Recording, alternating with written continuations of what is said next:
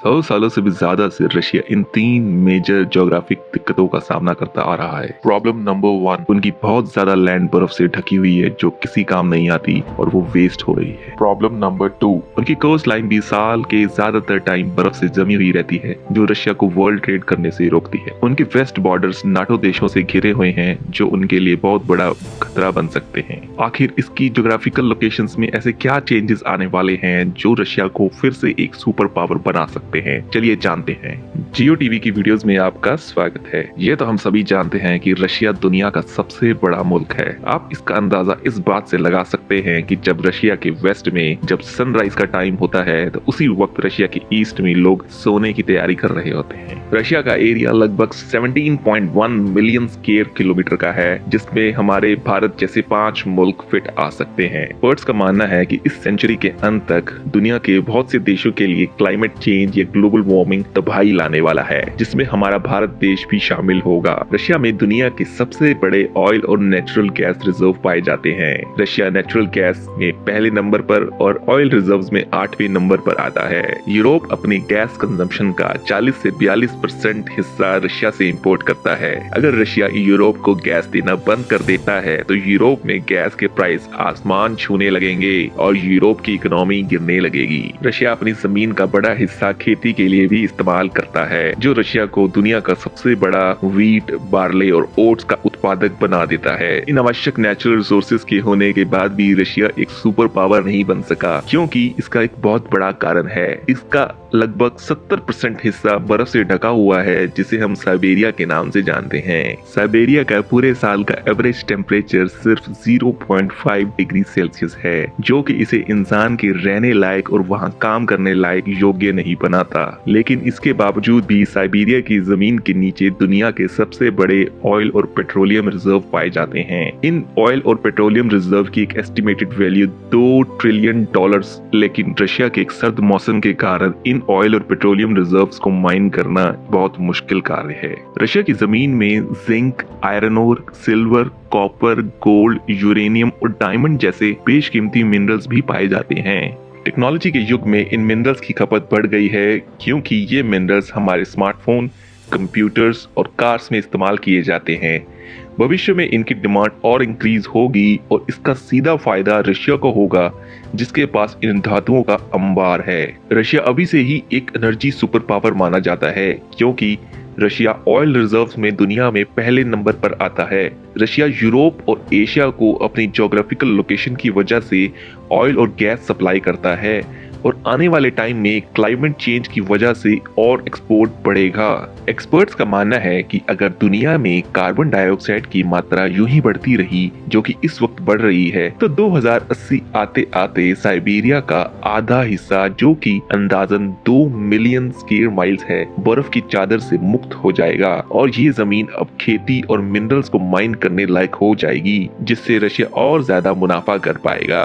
Siberia की population 9 गुना तक बढ़ जाएगी और इसके पास इतनी ज्यादा जमीन होगी कि रशिया दूसरे देशों के लोगों को यहाँ स्थापित कर पाने में सक्षम होगा, क्योंकि उस वक्त दूसरे देश, ज्यादातर एशियाई देश, क्लाइमेट चेंज से जूझ रहे होंगे। रशिया की कोस्ट लाइन अमेरिका की कोस्ट लाइन से 50% तक ज्यादा बड़ी है, जो कि अंदाजन 37,650 किलोमीटर पर फैली हुई है। इतनी बड़ी कोस्ट लाइन होने के बावजूद भी रशिया इसे पूरे साल इस्तेमाल नहीं कर सकता, क्योंकि इसकी कोस्ट लाइन आर्कटिक ओशन के पास है, जो साल भर जमा रहता है और इसके कारण कार्गो शिप्स की आवाजाही में बाधा आती है। रशिया के पास सिर्फ 31 बर्फ को तोड़कर चलने वाले कार्गो शिप्स हैं, जो इस जमी हुई कोस्ट लाइन में चलने योग्य हैं। बट इतने बड़े देश और इतनी बड़ी कोस्ट लाइन के लिए काफी नहीं है। इस बर्फ के कारण रशिया दुनिया से कट सा जाता है और ग्लोबल ट्रेड करने में रशिया पीछे रह जाता है। बट दुनिया का बदलता मौसम रशिया के लिए एक वरदान साबित हो सकता है। ये इसलिए होगा क्योंकि ग्लोबल वार्मिंग की वजह से समुद्री बर्फ पिघलेगी और रशिया की कोस्ट लाइन बर्फ से आजाद हो जाएगी, जिससे रशिया को दुनिया से ट्रेड करने में आसानी होगी। 1979 में आर्कटिक ओशन बर्फ से पूरी तरह से ढका हुआ था, जो कि 2019 में सिर्फ 40% रह गया है।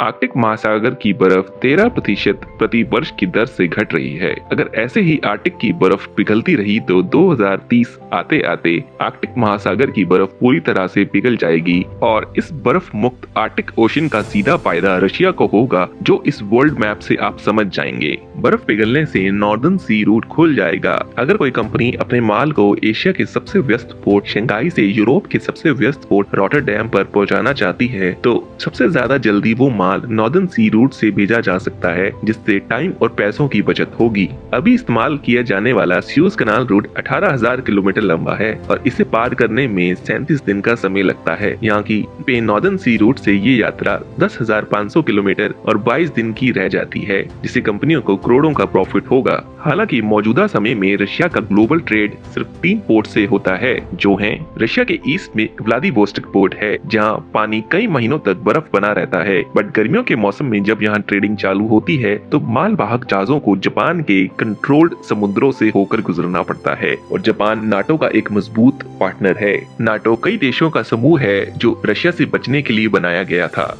यानी अगर रशिया ने किसी देश पर हमला किया तो सभी नाटो देश मिलकर रशिया के खिलाफ हमला करेंगे। दूसरी तरफ रशिया का सेंट पीटर्सबर्ग पोर्ट है और यहाँ भी साल के ज्यादातर वक्त बर्फ जमी होती है और सीजन में जहाजों को उन तमाम मुल्कों के सामने से गुजरना पड़ता है जो नाटो के सदस्य हैं या एलाइड पार्टनर हैं। तीसरे नंबर पर बचता है नोवोरोस्की पोर्ट, जो रशिया के साउथ में है। यहाँ बर्फ का इतना बड़ा मसला नहीं है, लेकिन जहाजों को टर्की के तंग रस्तों से गुजरना पड़ता है और टर्की भी नाटो का ही एक मेंबर है। इस पोर्ट पर भी रशिया को खुलकर ट्रेड करने की आजादी नहीं है। इन सभी बातों पर गौर किया जाए तो रशिया को वर्ल्ड ट्रेड करने के लिए पहले तो मौसम के अनुकूल होने का इंतजार करना होता है और फिर नाटो देशों के रहमो करम पर वहाँ से गुजरना पड़ता है। लेकिन इन सभी मुश्किलों के बावजूद भी रशिया दुनिया की जीडीपी के चार्ट में 11वें नंबर पर खड़ा हुआ है। रशिया की मिलिट्री अमेरिका के बाद दूसरे नंबर पर आती है, लेकिन रशिया के पास सबसे ज्यादा न्यूक्लियर वेपन है। यहाँ पर भी रशिया नंबर 1 इसलिए नहीं है क्योंकि वहाँ की जमीन बर्फ से ढकी हुई है, लेकिन इस सर्द मौसम के कारण आज तक रशिया पर कोई कब्जा नहीं कर पाया।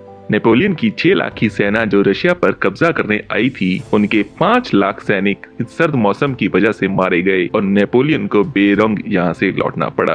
वर्ल्ड वार 2 में भी हिटलर की 38 लाख की फौज भी रशिया पर जीत न हासिल कर सकी और इस हार से शर्मिंदा होकर हिटलर ने तो सुसाइड ही कर लिया। कुल मिला के हम ये कह सकते हैं, अगर रशिया का मौसम उसका साथ दे तो नॉर्दर्न सी रूट का इस्तेमाल करके रशिया एक सुपर इकोनॉमी बन सकता है। साथ ही रशिया अपनी जमीन में पाए जाने वाले बेशकीमती मिनरल्स जैसे यूरेनियम, गोल्ड, डायमंड को माइन करके, जो इस वक्त सर्द मौसम के कारण नामुमकिन है, रशिया कामयाबी की बुलंदियों को छू सकता है। साथ ही रशिया इस वक्त वीट का दुनिया का सबसे बड़ा एक्सपोर्टर है, जो कि सिर्फ अपनी 20% जमीन का इस्तेमाल करके बना है। तो सोचें, अगर रशिया अपनी 100% जमीन का इस्तेमाल करे तो रशिया क्या कुछ एक्सपोर्ट नहीं कर सकता। मुमकिन है कि ग्लोबल वार्मिंग की वजह से रशिया सर्द मौसम की तमाम मुश्किलों को खत्म करके एक सुपर पावर बन जाएगा। एक्सपर्ट्स के मुताबिक इंसान के प्रोडक्टिव या अच्छी तरह से काम करने के बेस्ट तापमान 11 से 15 डिग्री सेल्सियस होता है। जहां टेम्परेचर 11 से कम या 15 से ऊपर जाता है, वह इंसान की प्रोडक्टिविटी कम होने लगती है। इस वक्त ये अनुकूल टेम्परेचर की range America, Europe, Japan, China और साउथ कोरिया जैसे देशों में पाई जाती है। और हैरानी की बात तो ये है कि ये सब देश एक सक्सेसफुल कंट्रीज की लिस्ट में शामिल होते हैं। एक्सपर्ट्स का मानना है कि ग्लोबल वार्मिंग की वजह से ये अनुकूल टेम्परेचर की रेंज 2080 तक नॉर्दर्न रीजन में चली जाएगी और इसका सीधा फायदा अलास्का, कनाडा, ग्रीनलैंड, आइसलैंड और सबसे ज्यादा रशिया को होगा। ग्लोबल वार्मिंग की वजह से जो बर्फ पिघल रही है, उससे समुद्र के पानी का लेवल बढ़ रहा है, जिसका सीधा नुकसान किनारे बसे शहरों को होगा। अमेरिका के कई बड़े शहर समुद्र के किनारे बसे हुए हैं, जिनको समुद्र से सबसे ज्यादा खतरा है। और यहाँ रशिया के सिर्फ कुछ गिने चुने शहर ही समुद्र के किनारे हैं, बाकी सब बड़े शहर समुद्र से लगभग 600-650 किलोमीटर दूर बसे हुए हैं। इन हालात में अमेरिका को अपने शहरों को बचाने और वहां के लोगों को शिफ्ट करने के लिए ट्रिलियंस ऑफ डॉलर्स लगेंगे। रशिया की एग्रीकल्चरल, पॉपुलेशन, ट्रेड और सबसे ज्यादा रिसोर्स कैपेसिटी बेइंतहा बढ़ेगी और रशिया को सुपर पावर बनने में उसकी मदद करेगी। आशा है आपको ये नॉलेज भरी वीडियो पसंद आई होगी। चलिए मिलते हैं एक और अगली शानदार वीडियो में।